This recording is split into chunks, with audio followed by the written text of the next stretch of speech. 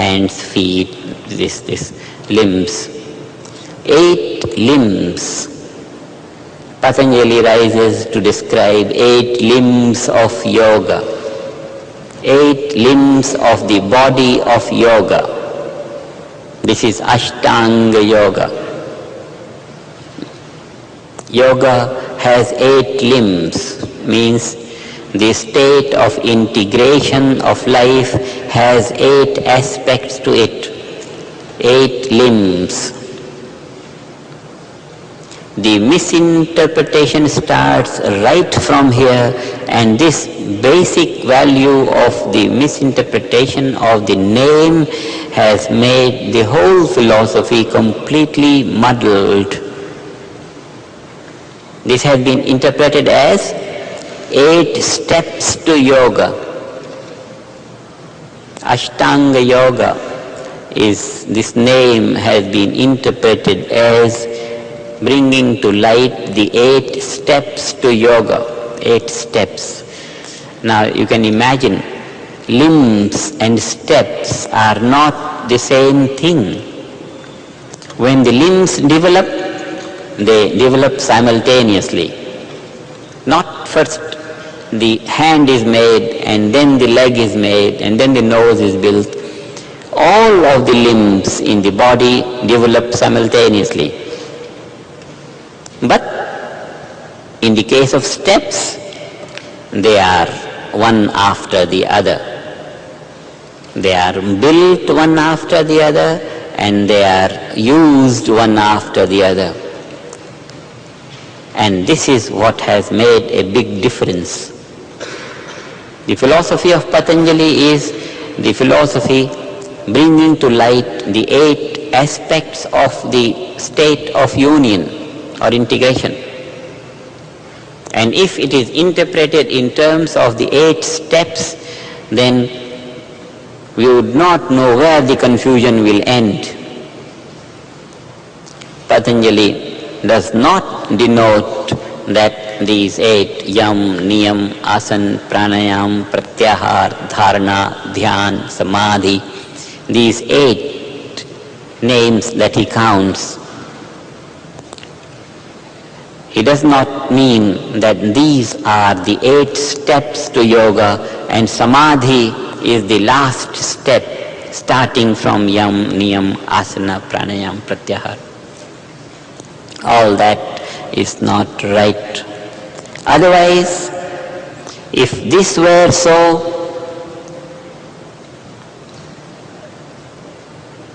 samadhi will never be reached.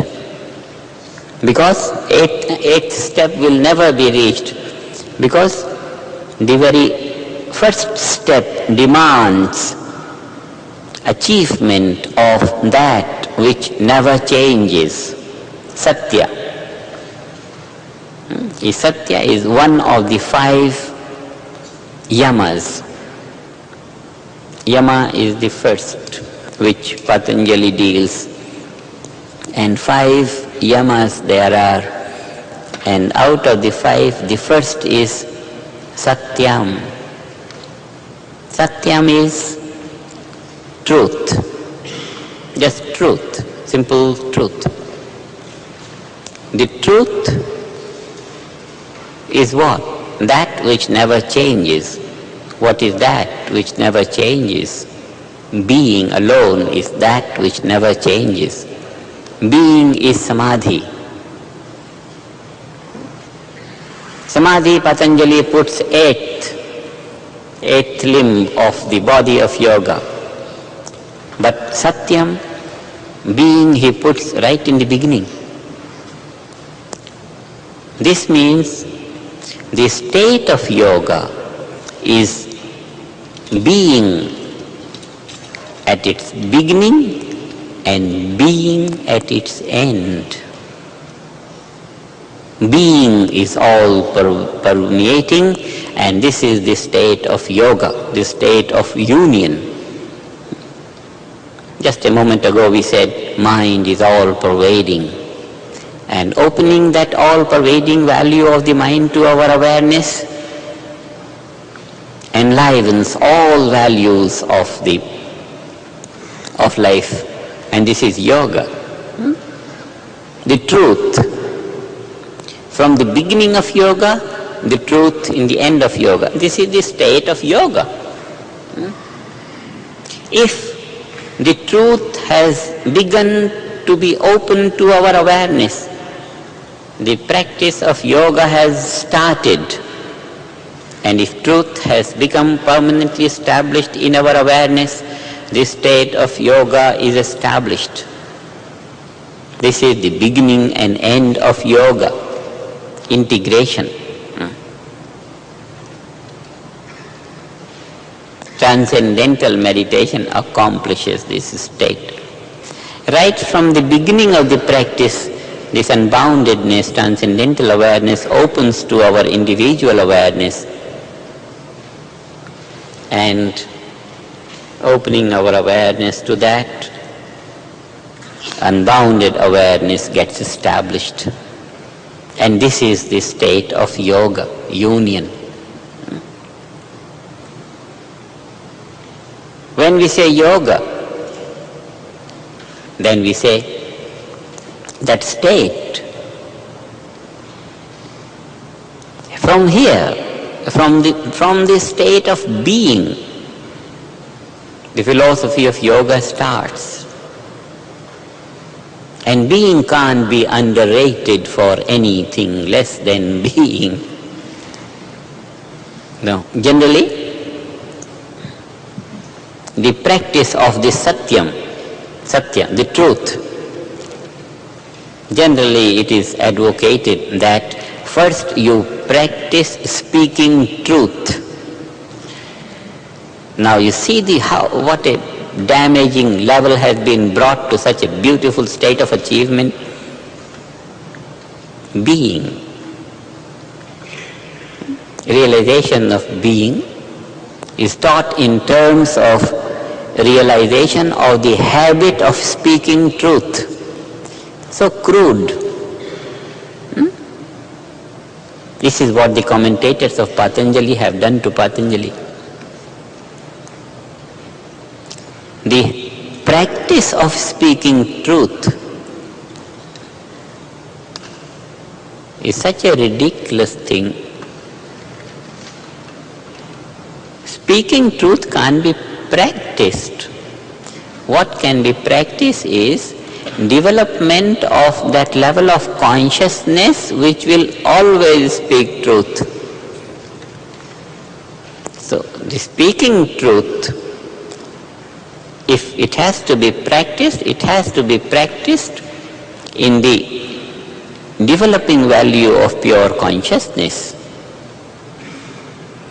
If that level of consciousness is not there, one can't speak truth.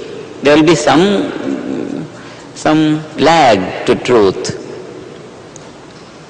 So, the achievement of truth is not in trying to keep awake in order to speak truth.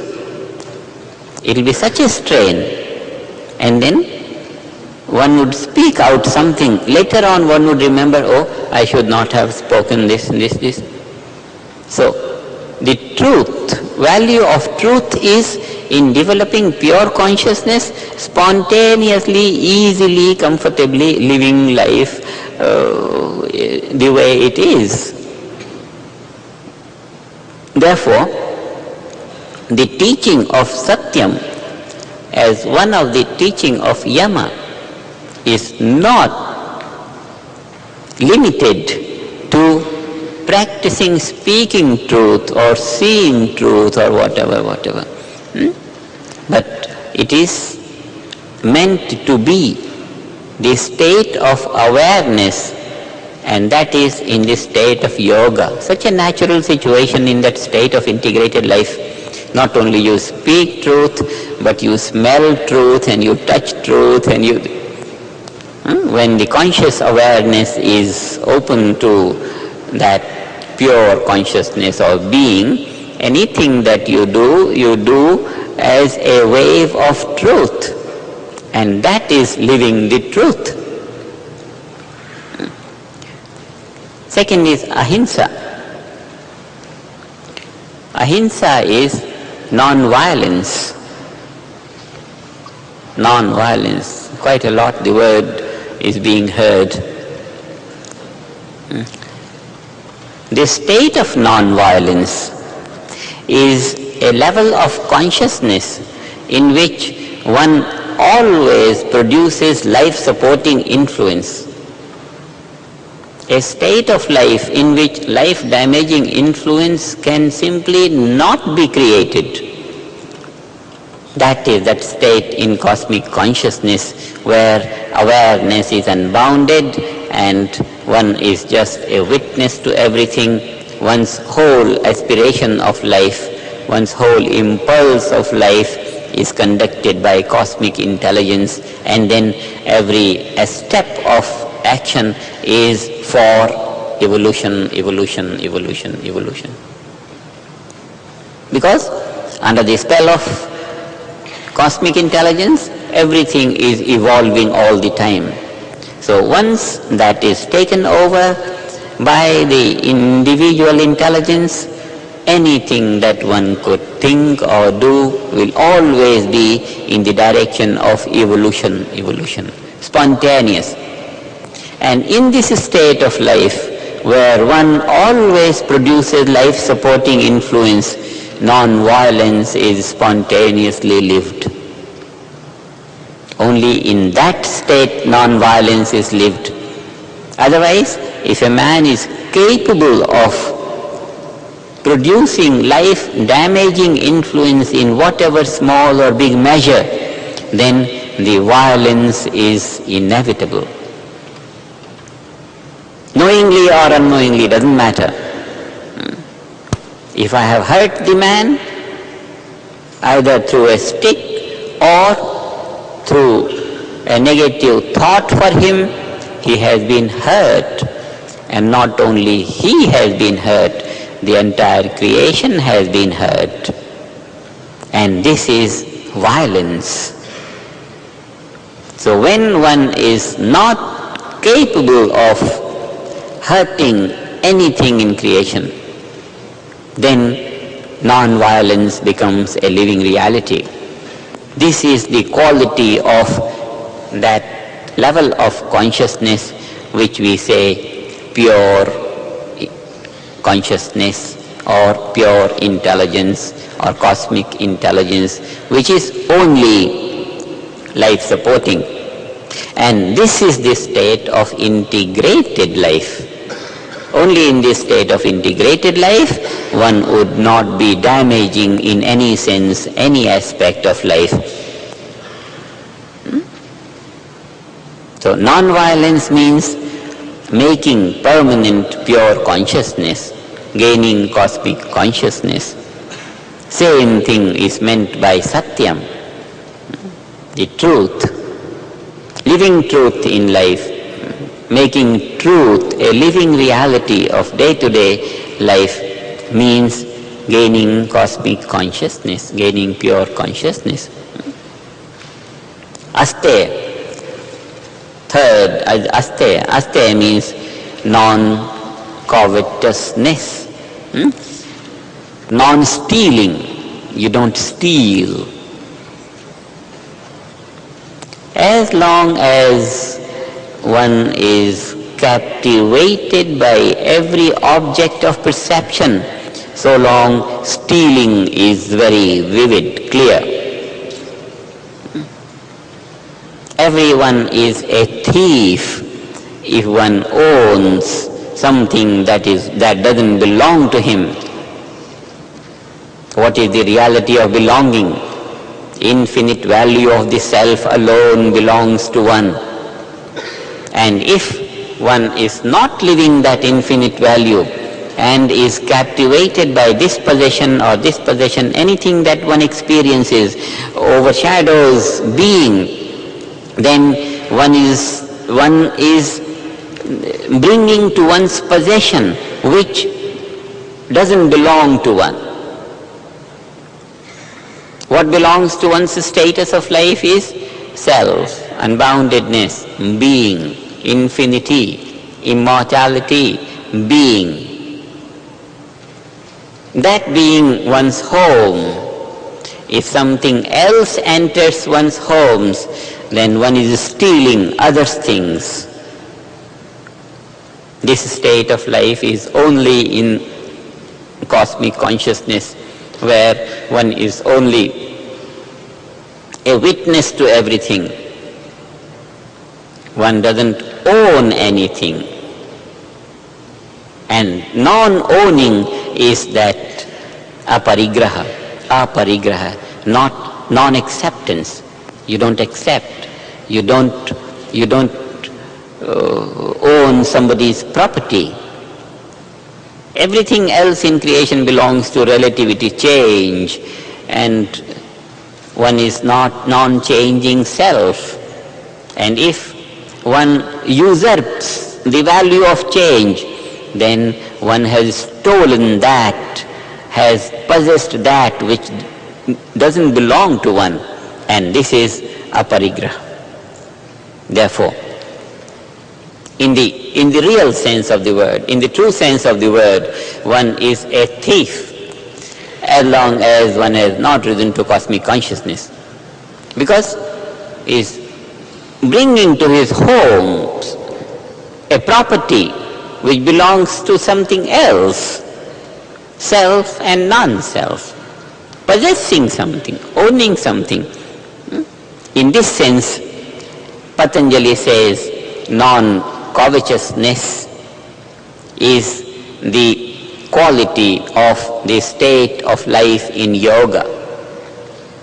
In the state of unity, one is fulfilled, self-satisfied, and doesn't possess anything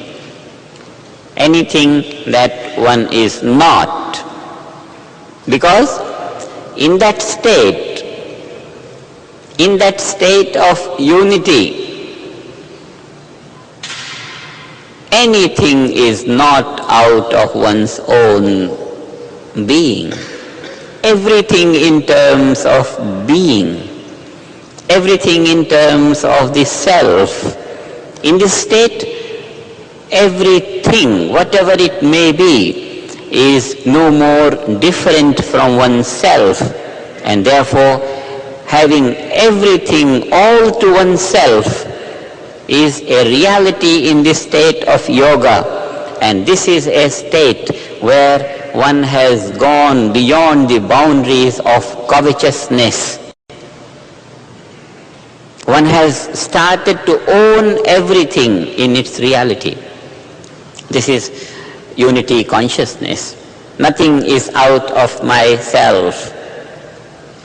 And in this state alone, where there is nothing out of myself, where myself is everything, in that state alone, one has risen above that value of covetousness. Otherwise, if myself is infinite and something is finite and I possess that, then it is possessing something which doesn't belong to oneself. The property belongs to the three gunas, to the field of change, and I start to possess it, and therefore I am not living that value of aparigraha, non-covetousness. This is the vision of Patanjali, state of yoga, where one has possessed everything, and therefore one has risen above the possibility of covetousness. One is living non-covetousness in that state of fulfillment where everything belongs to one. As long as this state has not come, integration has not accomplished, yoga has not accomplished. So, all these values, satya, ahimsa, aste, all these values are the values of integrated life. And if one starts to practice non-covetousness, it will be a surprise to a modern man if he is given the teaching to not steal. See, I am not stealing, I am not thief. How more I can practice this non-stealing? There is nothing to practice about it. One is not a thief anyway. So what is there to practice? And the whole thing becomes muddled. And the society is such, one doesn't have to be taught that he has not to steal. Nobody steals anyway. By nature, there is no non-stealing. So, if the philosophy of Patanjali describing that non-covetousness is taken to be the need of practicing non-stealing, it will just be an absurd thing for any civilized man. Every one of these phases, I think we'll take them, they're so interesting, should go deep into it, and then yoga will become so clear. And all these innumerable systems of self-evolvement or gaining integration found in the market, they will all fit in some category pertaining to body or pertaining to senses, pertaining to behavior, pertaining to this and this and this. And once we have the overall vision of the whole yoga philosophy, we can sort them out very easily, put them aside. And when we compare it with transcendental meditation, we don't find them any worth whatsoever. So, we will be clear about what yoga is and what that philosophy teaches, and how much misinterpretation has gone in this field. And it is the interpretation of this yoga philosophy which is the basis of all suffering in life. Man being immortal, infinite, unbounded being, suffering on the small areas here and there. One doesn't deserve all that. So, we'll make it clear on that.